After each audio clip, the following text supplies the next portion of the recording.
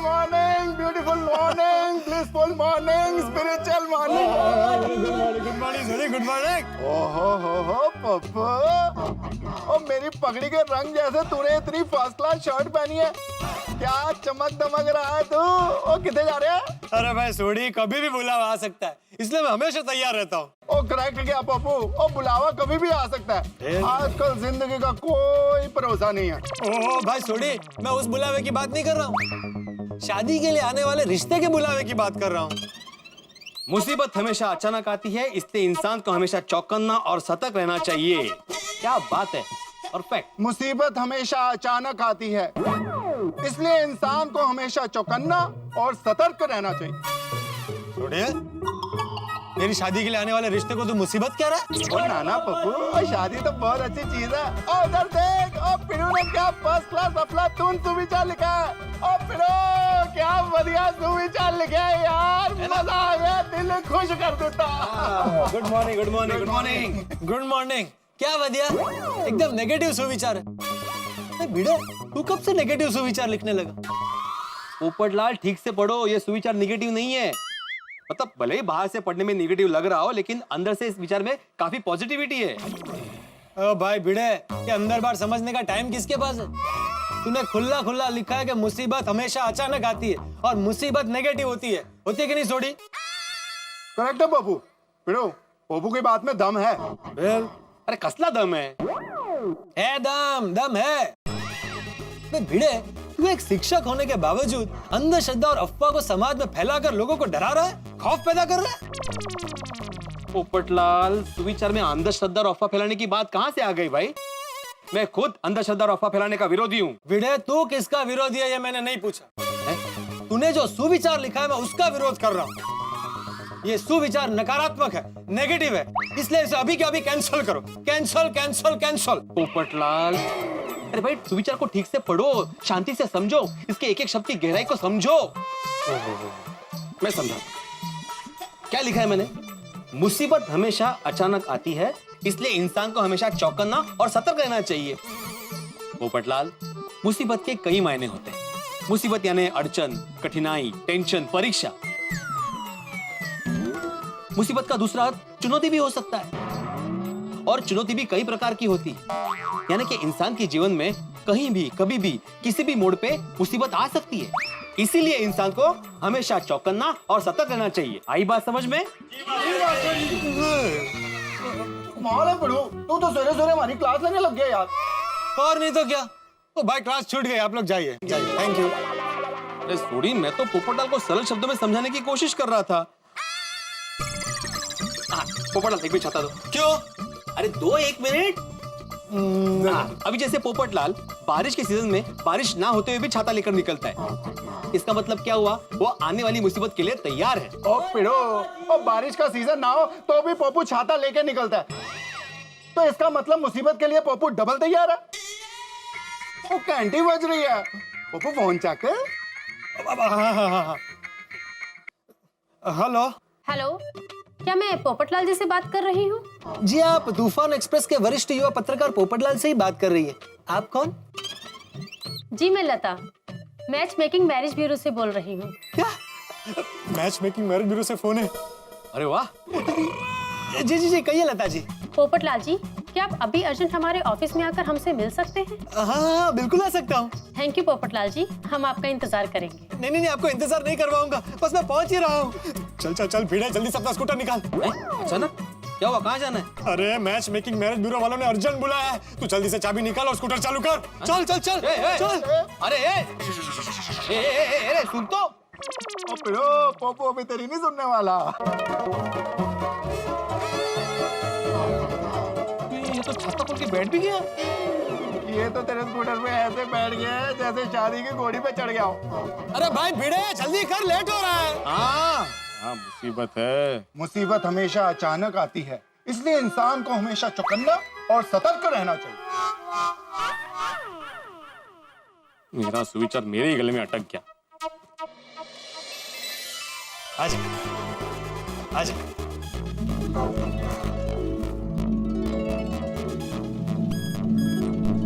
वाह वाह वाह वाह वाह भिड़े, कुछ समझ में आ रहा है क्या? अर्जेंट क्यों बुलाया था? क्यों? भाई इतने सारे रिश्ते आए ना, तो लाइफ सेट हो ही जाएगी। भगवान के घर में देर है, अंधेर नहीं। जा जाके बात कर।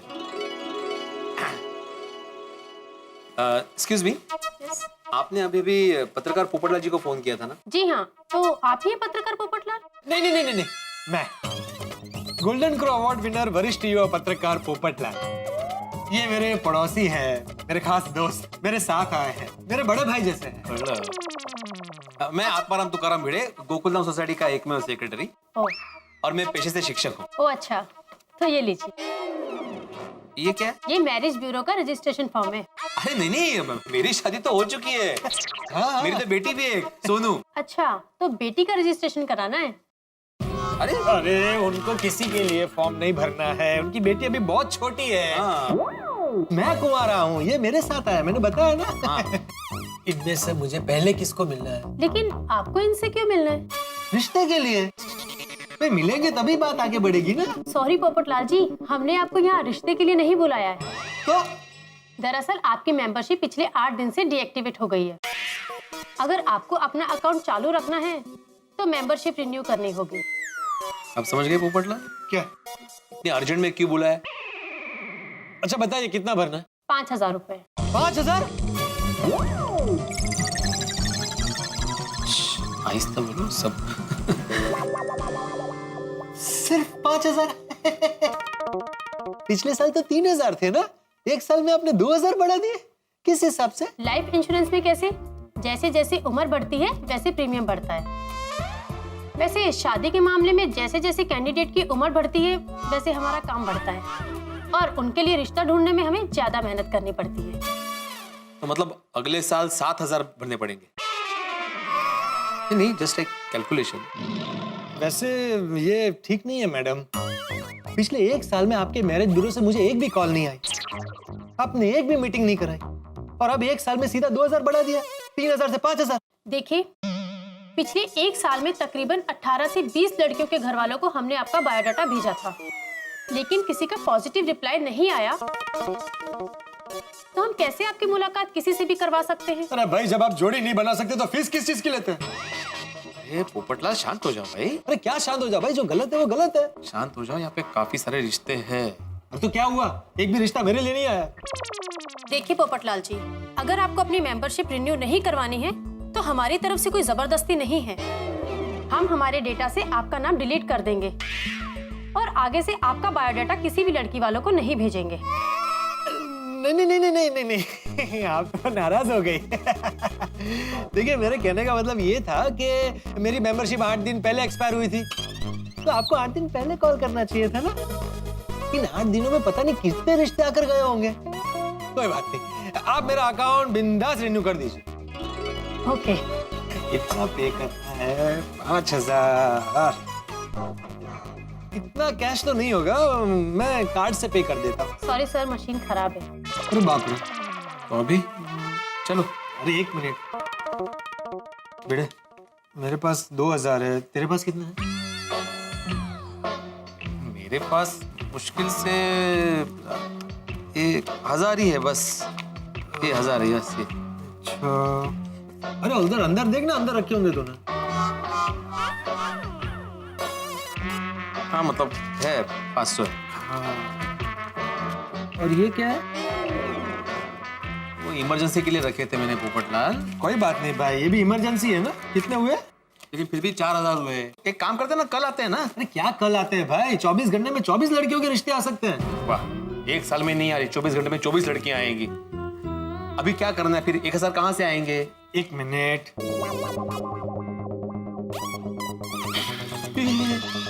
ये कहाँ से है? Emergency money.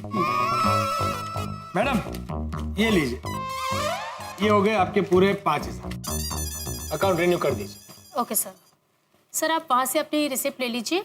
मैं आज से ही आपका बायोडाटा फिर से सर्कुलेट कर देती हूँ, और जैसे ही कोई रिस्पांस आएगा मैं आपको कॉल करूंगी। Thank you thank you. याद से कॉल करना, और इस बार मेहनत थोड़ी ज्यादा कीजिएगा। हाँ करतील त्यांचं कामच आहे। या sure sir. Okay okay. Hello hello hello, हाँ अली भाई, हाँ आ रही है आवाज अभी मेरी? हाँ आपकी तो आ रही है बराबर एकदम। हाँ जी बोलिए बोलिए। हाँ ऑर्डर मिल गया। क्या? हाँ, आपकी मीरा रोड वाली फैक्ट्री में 20 ऐसे फिट करने बराबर? नहीं, आज ही डिलीवरी भी हो जाएगी और फिटिंग भी आज ही हो जाएगा। हाँ। अरे अली भाई, आप अरे पैसे कहाँ भागे जा रहे हैं आपके? आप आराम से शारजा से आ जाइए, बाद में बैठ के हम लोग हिसाब कर लेंगे। Okay okay. हाँ। जय जिनेंद्र, जय जिनेंद्र। हाँ जी, ओके ओके ओके। हाँ।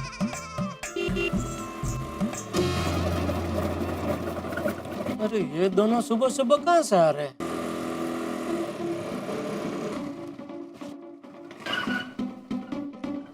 क्या भिड़े, सुबह सुबह कहाँ से आ रही है सवारी? अरे भाई साहब को मैरिज ब्यूरो से अर्जेंट फोन आया था तो उधर से ही आ रहे हैं। वो हो तो हो गई बात पक्की? अरे नहीं, रिश्ते के लिए नहीं बुलाया था। हो? भाई साहब की मेंबरशिप खत्म हो गई थी ना मैरिज ब्यूरो की, तो उसको रिन्यू करने के लिए बुलाया था अर्जेंट। सुबह सुबह 5,000 का खर्चा। अरे भिड़े, इसको खर्चा नहीं बोलते हैं भाई, इसका तो इन्वेस्टमेंट बोलते हैं। काय की इन्वेस्टमेंट जेठालाल? तुम तो व्यापारी हो, तुमको मालूम है इन्वेस्टमेंट किसे बोलते हैं? इन्वेस्टमेंट मतलब जहाँ पे रिटर्न मिलता है। अरे इससे पूछो, इतने सालों से अलग अलग मैरिज ब्यूरो में इन्वेस्टमेंट कर रहा है, रिटर्न में कुछ मिला अभी तक? उल्टा हर मैरिज ब्यूरो से खाली हाथ ये रिटर्न आया है। अरे भाई, जैसे धंधे में इन्वेस्टमेंट करने के बाद थोड़ी धीरज रखनी पड़ती है, वैसे शादी के मामले में भी धीरज रखनी पड़ती है। देखना, एक न एक दिन मेरा इन्वेस्टमेंट तगड़ा रिटर्न लाएगा। भाई सब्र का फल मीठा होता है, क्यों? मुंह में दांत रहे तब तक फल मिल जाए तो अच्छा है, नहीं? क्या क्या क्या क्या क्या? ये भिड़े, ये गलत है भाई। सिर्फ शादी को लेकर ये बेचारा हमेशा हकारात्मक होता है, उसमें भी तू नकारात्मक की पिन मार रहा है। नहीं पोपटलाल, बराबर है। सब्र का फल मीठा होता है, लगे रहो। मेरी शुभकामना तुम्हारे साथ है? All best. Thank you. Bhide, तू भी बोल दे ऑल बेस्ट। काय फायदा नहीं ऑल द बेस्ट बोल रहा। क्या क्या क्या क्या क्या बोला? नहीं, कुछ नहीं। तो बोल, ऑल द बेस्ट बोल।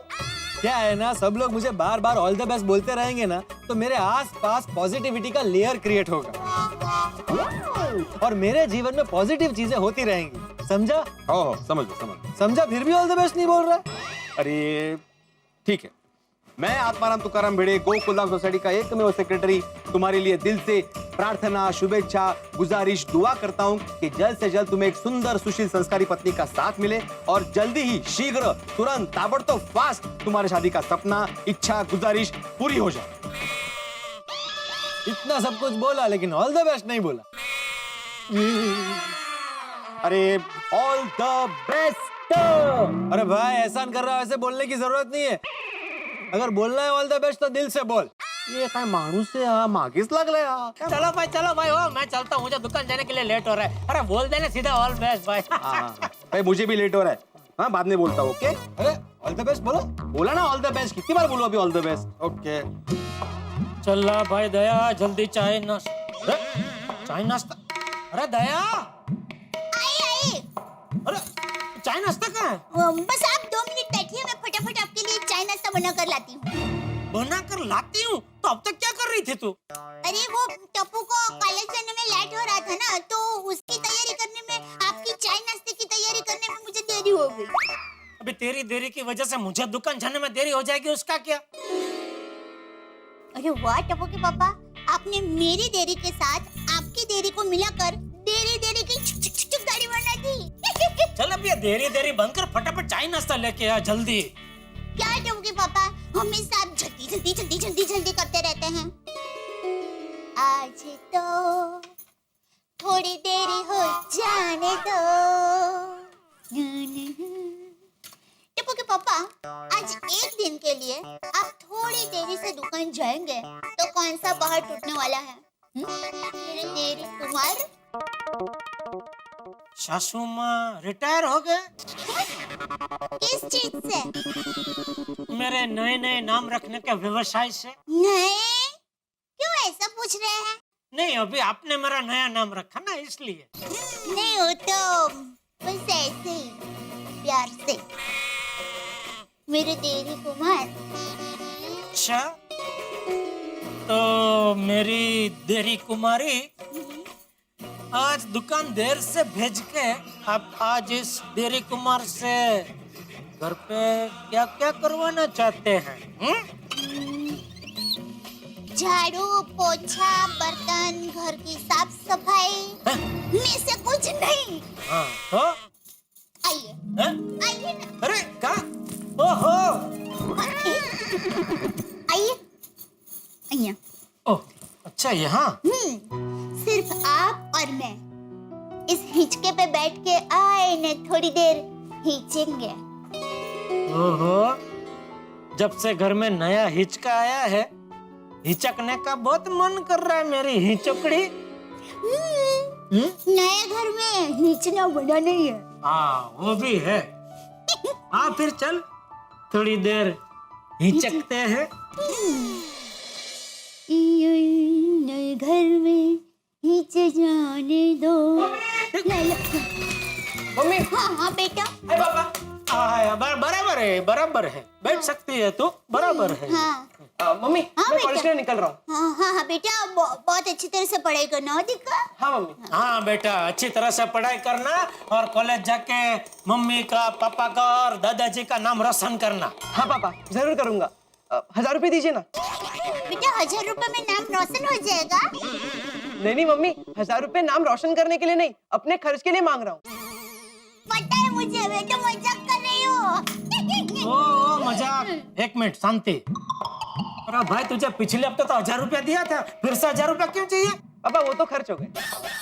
इतनी जल्दी खर्च हो गए? अरे 1000 रुपया कमाने में कितना कष्ट पड़ता कुछ पता है तुझे? पता है ना पापा आप जब 5 मोबाइल बेचते हो तब जाके आपको 1000 रुपए का प्रॉफिट होता है। ओ दिक्का, तू तो हिसाब किताब में कितना होशियार हो गया है। ओ होशियार, सिर्फ प्रॉफिट गिनने से कुछ नहीं होता बेटा, खर्चा भी गिनना पड़ता है। दुकान में लाखों का रोकड़, नट्टू काका बाघा मगन का पगार, लाइट एसी का बिल, वो सब कौन गिनेगा? ओ माय गॉड पापा आप इतने सालों से लॉस में बिजनेस कर रहे हो। तो भाई मेरी बात छोड़, तो अपनी बात बोल। ये 1000 रुपया कहाँ खर्चा किया तूने? वो मेरे फ्रेंड का बर्थडे था तो उससे गिफ्ट और पार्टी देने में खर्च हो गए। तो क्या बराबर है इसमें? अरे जिसका बर्थडे होता है वो पार्टी देता है ना। डॉट डाया हो क्या तुझे उसको पार्टी और गिफ्ट देने की क्या जरूरत थी? वो पापा हमारे ग्रुप में सब फ्रेंड्स ने मिलकर डिसाइड किया है कि जिसका भी बर्थडे हो उससे बाकी के सारे फ्रेंड्स मिलकर पार्टी और गिफ्ट देंगे। ले बोलो, अरे ऐसे तो तेरे ग्रुप में तेरे 15 दोस्त होंगे तो साल के क्या 15,000 तो लोगों को पार्टी और गिफ्ट देने में उड़ाएगा? नहीं पापा 15,000 नहीं। हाँ 15,000 नहीं। 25,000। हाँ मेरे 25 दोस्त है ना। ले बोल, ले 15 नहीं, इसको तो हर साल 25,000 चाहिए उड़ाने के लिए। क्या हुआ? सुबह सुबह गुस्सा क्यों कर रहा है? अच्छा हुआ बापूजी आप आ गए, जरा इसको समझाइए टप्पू को। बापूजी क्या? पिछले हफ्ते मैंने इसको 1000 रुपया दिया था, वो उसने खर्च कर दिए।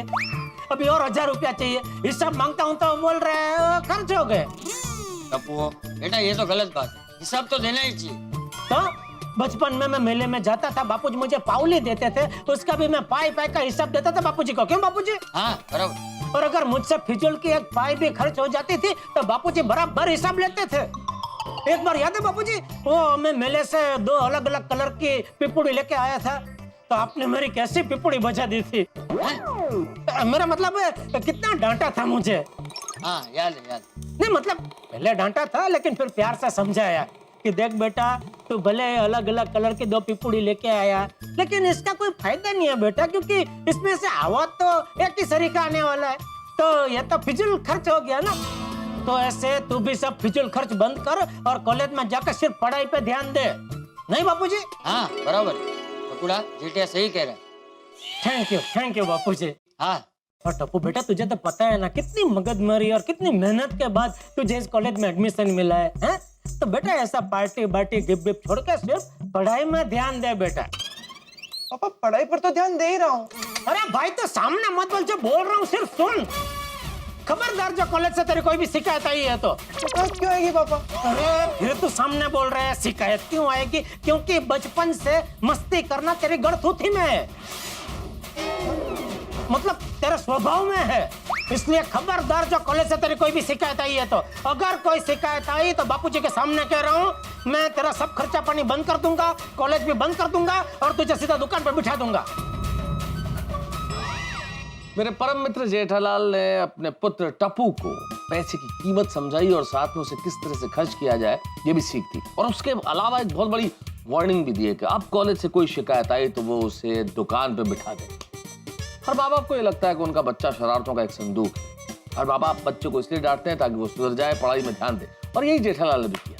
लेकिन अब देखना यह है कि कॉलेज में टप्पू के साथ कोई शरारत होती है, टप्पू कोई शरारत करता है। इतना मैं जरूर जानता हूं कि टप्पू एक ऐसी सिचुएशन में फंसने वाला है जिसकी वजह से गोकुलधाम सोसाइटी के एक सदस्य के सर पर बड़ी मुसीबत आने वाली है। अब क्या होगी ये सिचुएशन, क्या होगी टप्पू के साथ शरारत, कौन होंगे ये सदस्य, ये सब आप ठहाकों के साथ देखेंगे तारक मेहता का उल्टा चश्मा में। देखते रहिए, हंसते रहिए।